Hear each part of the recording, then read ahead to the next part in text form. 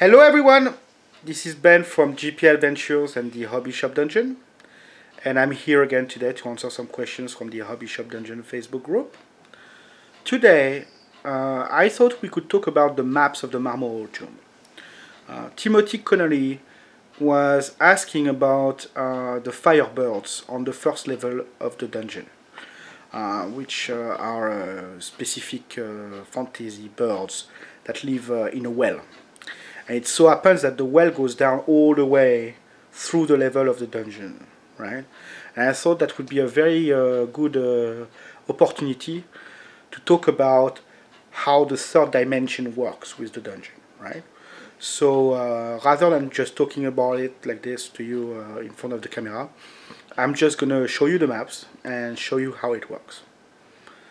So hang on to your hats and see you in a little bit with the maps, so we can go on with this conversation. As you can see, these are the maps of the Marmoreal Tomb of Grandpa Tour. And what I wanted to talk to you about today is the third dimension of the dungeon, how it all works together. Right? Because we took great pains to make sure that the levels are stacked on top of each other in an accurate way. And so I'm going to show you this. So here we are with the first level of the dungeon, right? And you can see in the middle of the level, you have this very characteristic shape, like a cruciform cross shape, right? And this is part of the original installation of the giant on top of their tombs, which is the tomb level. This is the second level here, right? And so you can see that at the end of each of the branches of the cross, you've got a lot of debris, right?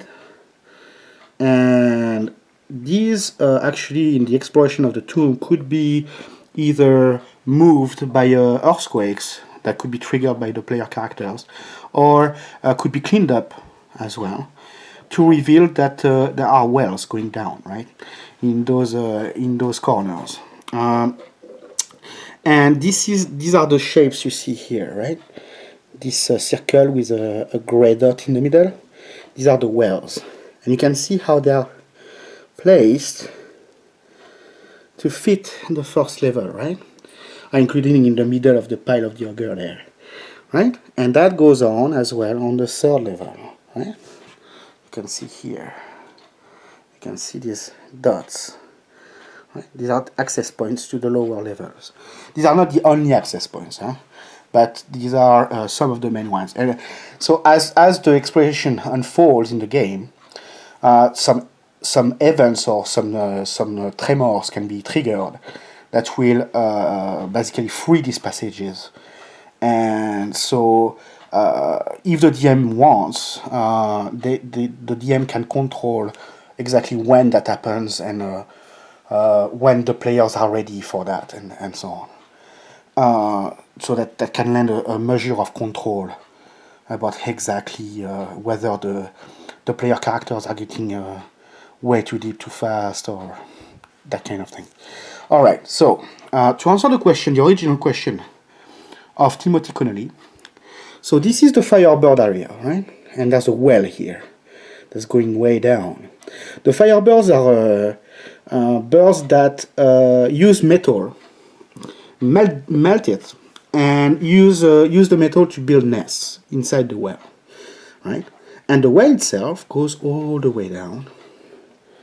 You can see here, all the way down to here, which is like a lake of lava, right? At the core of the Hearth of Chaos, right? And one of the ideas behind the Hearth of Chaos was that the elements have been broken in a symbolic pattern to basically break down reality and let chaos in the world. Part of the challenge when we built this, expanded on the first level and the second level, the core of the second level, was to wonder exactly what happened in the past. Why are the giants' tombs here, right? which then explains why the marble is here, and why the dwarves came in the picture later, and why Nestor warned them not to dig too far, right? And the answer to that was because of the Arts of Chaos, which is a place where chaos seeped into the world, and that has an enormous difference to an enormous significance, for the giants.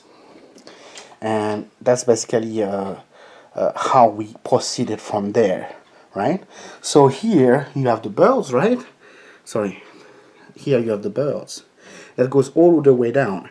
Here, the thinking at this stage is that it is a connection of the giants with the core of the magma, and there is an idea of the rock, since these are stone giants, right?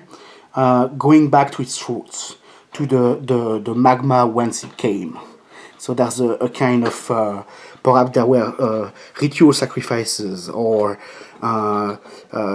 there's a symbolic connection between the rock and the magma, right? So that's the idea here. So in this corridor, you have runes and etchings on the walls and little alcoves, and so you can encounter. Yeah, there is some danger here, but I'm not going to go into that. I'm just going to say this area here, the lake of magma, is absolutely epic, right? You can see just the size, right? With 1 square 10 feet, it's an enormous area with a stone gazebo that is completely completely fallen apart on an island on the magma, right? And yes, there is a big opponent to meet here. And yeah, so the third dimension was always a concern in this design, right? And it's always the case with our map at GP. And you can see the crypts, which are under the tombs of the giants. The crypts don't have the well, because if we superimposed the two maps, this well would be somewhere around where my finger is here, right, on this map. Yeah, so same way, working out the waterworks, right? Why are these pools of water there? Well, the idea is that the giants built their tombs in the bed of rock here, right? And the sheet of rock becomes softer under the tombs, and that seeped the waters from surrounding the whole tomb of Garpatur. Basically seeped under the sheet of rock, and it pools here in different spaces, right? And ultimately it makes its way down here, right? Actually here, right? And flows down that way. And that is the mellifluous shrine. It's like a wooden pagoda, which will be described in the module as well. Anyway, so this is what I wanted to show you guys. I think that I've gone way longer than expected here, but yeah, here you go. Alright, so that was our little tour of the dungeon, and to see how the third dimension works through the levels of the dungeon. I hope you appreciated the maps, and thank you, Timothy Connolly, for asking the question in the first place. And if you have any other questions about the project, or like the way the sausage is made, or whatever else, don't hesitate to ask. You can message me on Facebook, on Google+.